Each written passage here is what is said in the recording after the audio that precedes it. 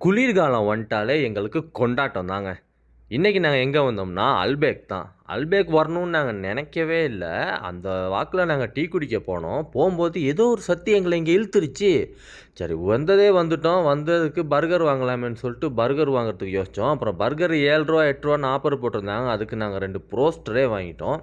ஏன்னா 2 ப்ரோஸ்டர் வாங்குனோம்னா 3 பேத்துக்கு கணக்காவே இருக்கும். சரின்னு சொல்லிட்டு 2 ப்ரோஸ்டர வாங்கிட்டோம். குடுத்த ஆர்டர அப்புறம் கொஞ்ச நேரம் வெயிட் பண்ணி அதையும் வாங்கிட்டு வெளிய வந்தேனா, வெளிய வந்ததுக்கப்புறம் தாங்க ஒரு சம்பவம் பண்ணாய்ங்க.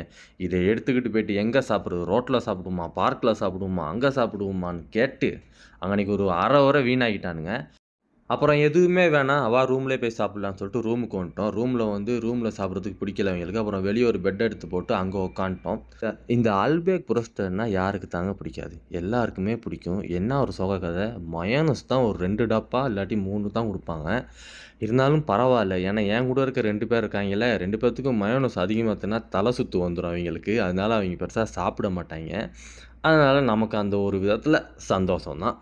சரின்னு சொல்லிட்டு நான் நம்ப வேலைய ஆரம்பிச்சுட்டேன். அப்புறம் சாப்பிட தொடங்கிட்டோம். இன்னைக்கு சாப்பிடும்போது ரொம்ப குளிரு. அதுவும் வெளியலாம் அங்கிட்டும் சுத்திட்டு வந்தோமா, அதனால கொஞ்சம் உடம்பெல்லாம் கொஞ்சம் ஒரு மாதிரி ஆயிடுச்சு இன்னைக்கு. அப்புறம் என்ன, என்னுடைய வேலை முடிஞ்சிருச்சு.